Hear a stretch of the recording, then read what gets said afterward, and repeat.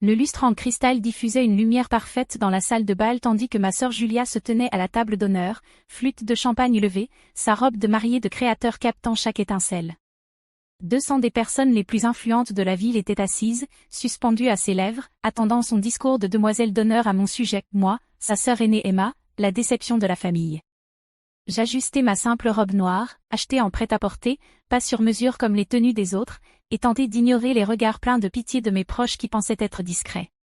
Tante Margaret chuchota quelque chose à l'oncle Charles derrière son menu. La femme de mon cousin David me lançait des regards entre Julia et moi, amusée à peine voilée. Tout le monde savait ce qui allait arriver. Julia préparait ce moment depuis des semaines, répétant son discours soi-disant affectueux mais honnête à propos de sa grande sœur en difficulté qui n'arrivait jamais à remettre sa vie sur les rails. S'il savait seulement. Je vérifiai discrètement mon téléphone. 20h47, l'embargo sur l'actualité serait levé à 21h précise. 13 minutes de plus à jouer le rôle de l'échec familial.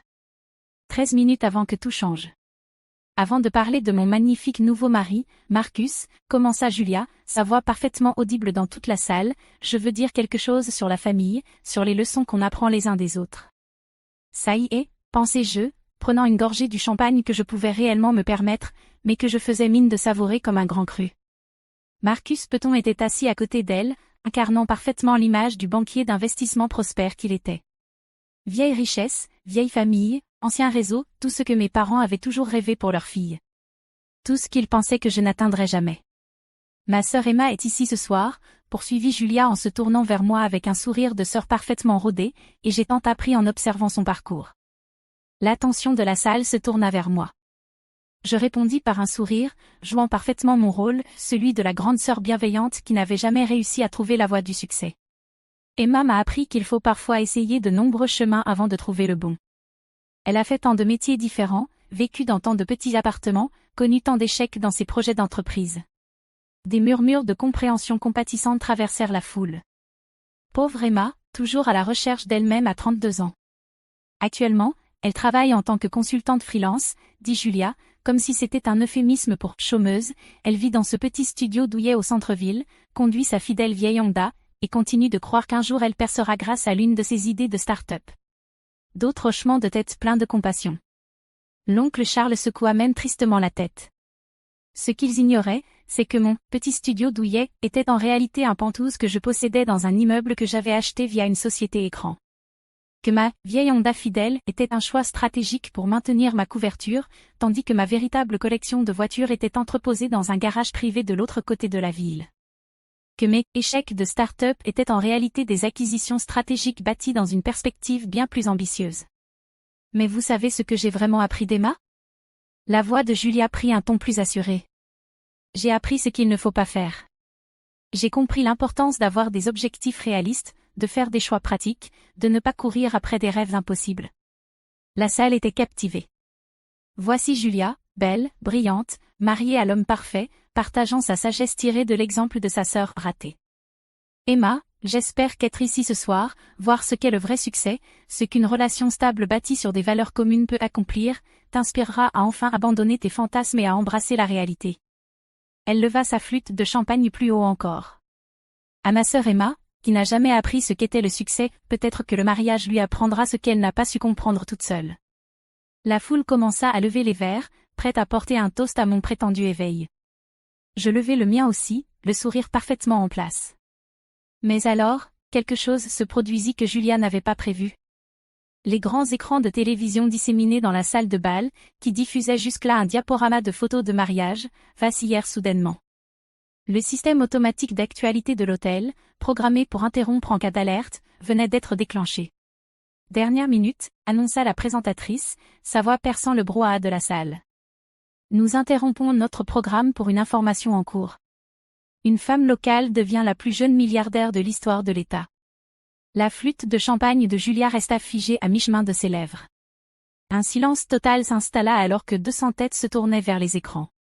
Emma Rodriguez, 32 ans, du centre-ville de Chicago, a été révélée comme la fondatrice et PDG anonyme de Quantum Dynamics, l'entreprise d'intelligence artificielle récemment acquise par le géant technologique Meridian Corp pour 4,7 milliards de dollars. Ma photo s'afficha sur les écrans, pas un simple selfie issu de mes réseaux sociaux, mais un portrait professionnel que j'avais fait quelques mois plus tôt pour l'article de Forbes prévu pour demain. Rodriguez a discrètement bâti l'entreprise au cours des 5 dernières années, tout en maintenant un profil public très discret. Des sources proches du dossier indiquent qu'elle empochera personnellement environ 3,2 milliards de dollars grâce à la vente, faisant d'elle la plus jeune femme milliardaire de l'histoire de l'État. Le silence dans la salle de bal était assourdissant. On entendait le souffle de la climatisation, au loin le bruit de la vaisselle que les employés de cuisine ramassaient, et un tintement de bijoux quand quelqu'un tourna la tête vers moi. La bouche de Julia était grande ouverte. Marcus avait l'air d'avoir reçu une gifle. Quant à mes parents, assis à la table familiale, ils semblaient avoir du mal à respirer. Quantum Dynamics a révolutionné les algorithmes d'apprentissage machine pour la modélisation financière, poursuivit la présentatrice. Les systèmes d'IA de l'entreprise sont actuellement utilisés par les plus grandes banques et sociétés d'investissement dans le monde, notamment. La liste comprenait le cabinet Men de Marcus, Peuton & Associates. Je vis la couleur quitter son visage lorsqu'il comprit que l'actif technologique le plus précieux de son entreprise avait été créé par sa nouvelle belle-sœur, celle qu'ils avaient tous pris en pitié. Rodriguez a refusé de commenter l'information, mais des sources affirment qu'elle prévoit d'utiliser sa nouvelle fortune pour se lancer dans la technologie aérospatiale et les systèmes d'énergie renouvelable. Le reportage prit fin, ramenant le diaporama de mariage à l'écran, mais plus personne ne regardait les photos de Julia et Marcus. 200 paires d'yeux étaient braqués sur moi.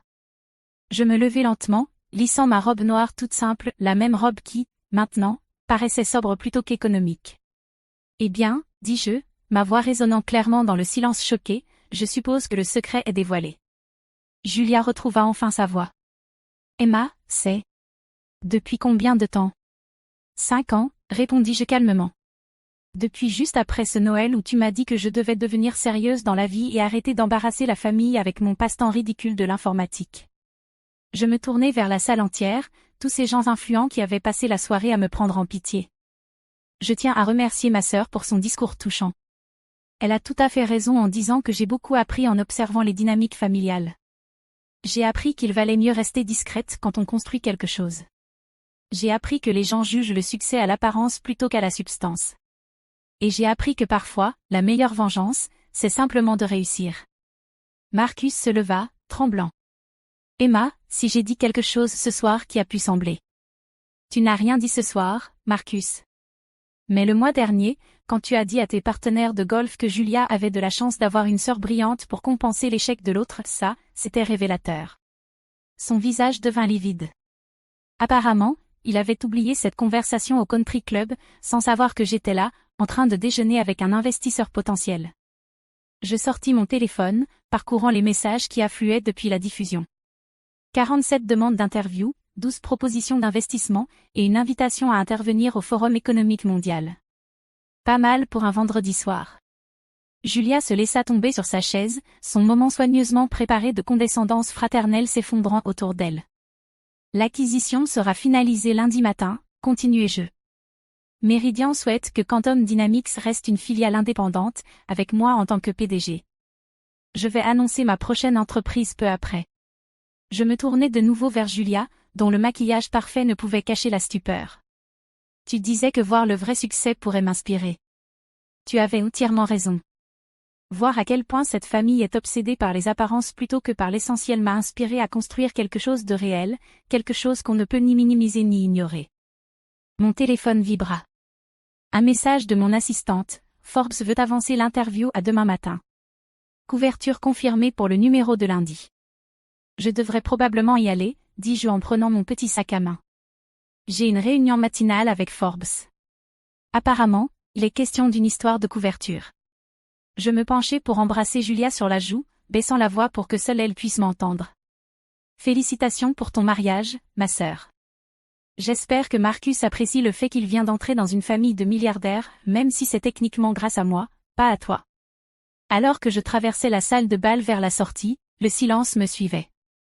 200 personnes qui avaient passé la soirée à me regarder de haut observaient à présent la plus jeune milliardaire de l'histoire de l'État quitter leur réception.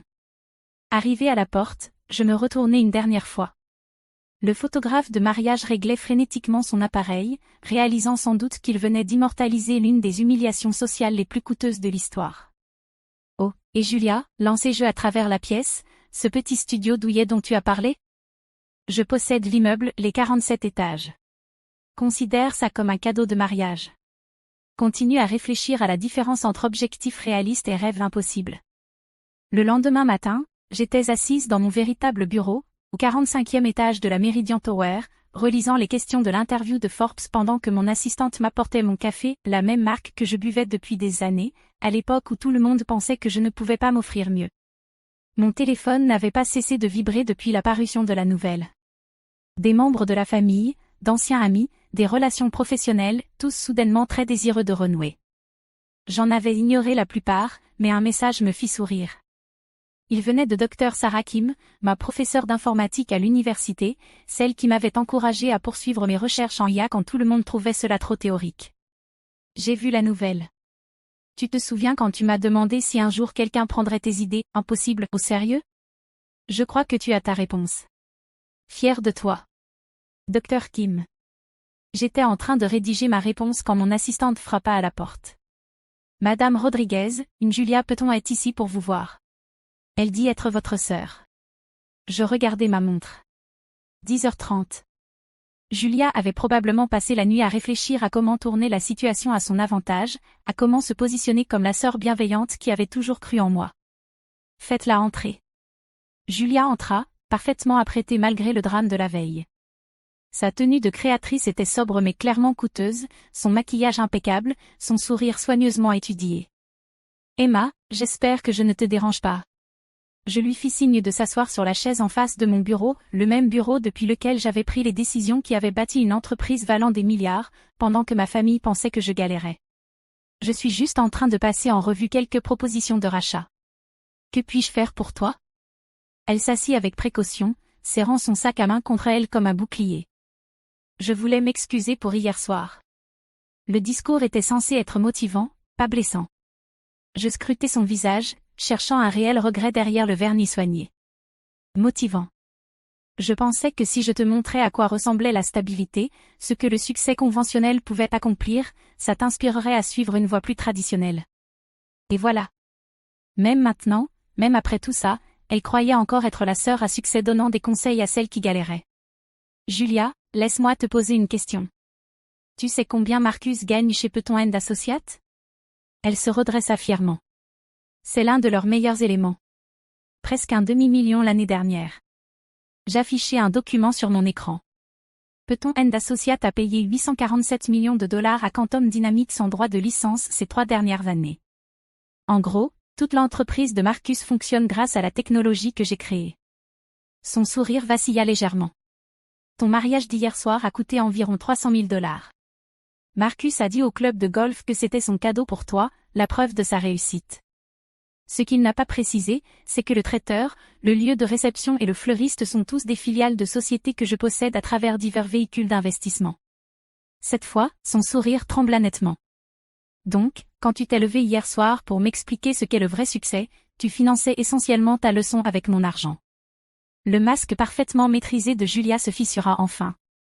Emma, je ne savais pas. Comment aurais-je pu savoir? Tu ne pouvais pas savoir parce que tu n'as jamais demandé. En 5 ans, tu ne m'as jamais posé la moindre question sur ce sur quoi je travaillais. Tu as vu un petit appartement et une vieille voiture et tu as cru tout comprendre de ma vie. Je me levai, me dirigeant vers la fenêtre avec vue panoramique sur la ville. La moitié des bâtiments visibles depuis ici contenaient ma technologie. Mais ce n'est pas pour ça que je suis en colère, Julia. Je suis en colère parce que tu as utilisé ton mariage, ce qui aurait dû être le plus beau jour de ta vie, pour humilier publiquement quelqu'un que tu prétendais aimer.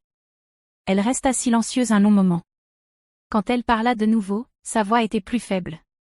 J'étais jalouse. Je me retournai vers elle. Jalouse de quoi? De ta liberté. De ton courage à prendre des risques. J'ai tout fait exactement comme on nous l'a appris. Bonne note, bonne fac, emploi convenable, mariage approprié. J'ai suivi toutes les règles, rempli toutes les attentes. Elle baissa les yeux vers ses mains. Et toi, tu as tout ignoré, tu as quitté le plan, et tu as construit quelque chose d'extraordinaire. Pour la première fois depuis son arrivée dans mon bureau, Julia parlait comme ma véritable sœur, et non comme une image soigneusement contrôlée.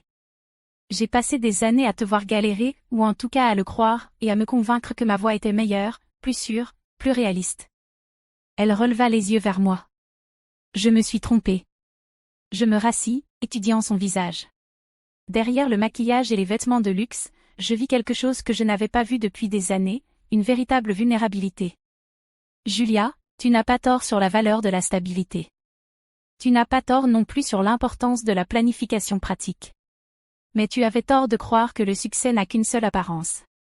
Mon téléphone vibra à nouveau. L'équipe de développement aérospatial voulait programmer la réunion stratégique de lundi. Je suis en train de construire quelque chose de nouveau. Quantum Aérospace. Nous allons révolutionner la technologie des satellites et la production en orbite.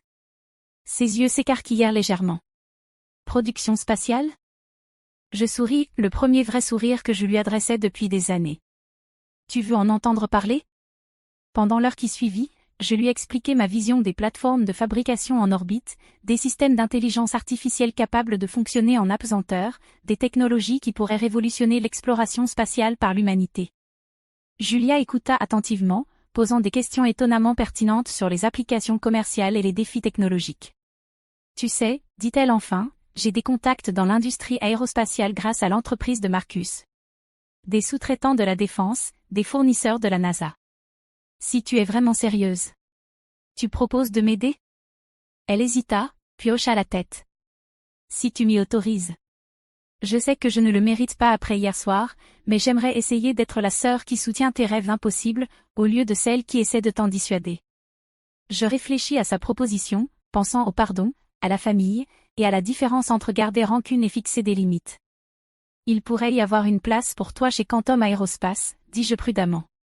Mais pas parce que tu es ma sœur. Parce que tu as des compétences dont j'ai besoin. Développement commercial, gestion des relations, partenariat stratégique. Son visage s'éclaira. Tu es sérieuse ? Je le suis. Mais Julia, si tu acceptes ce poste, tu travailles pour moi. Pas avec moi, pour moi. Tu suis ma vision, mon calendrier, mes standards. Et jamais, jamais tu n'utilises notre lien familial pour influencer des décisions professionnelles. Elle hocha la tête avec enthousiasme. Je comprends. Une dernière chose.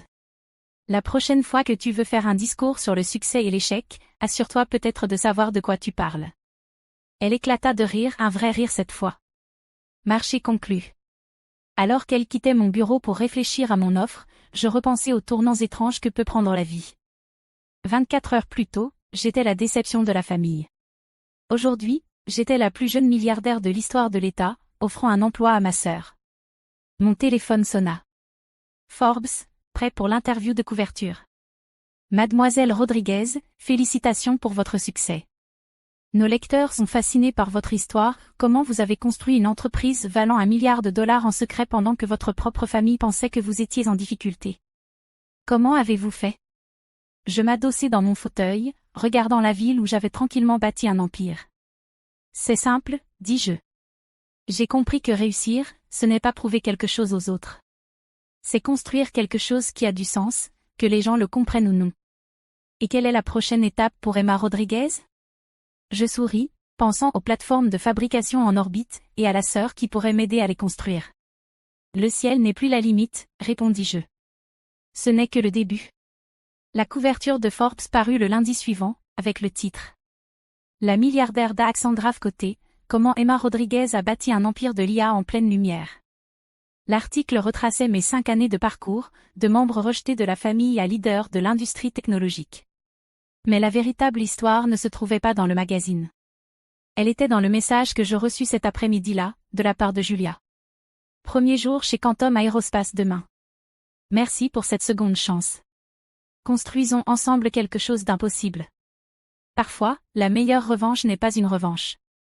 Parfois, c'est donner aux gens la possibilité de devenir meilleurs qu'ils ne l'étaient quand ils vous ont sous-estimé.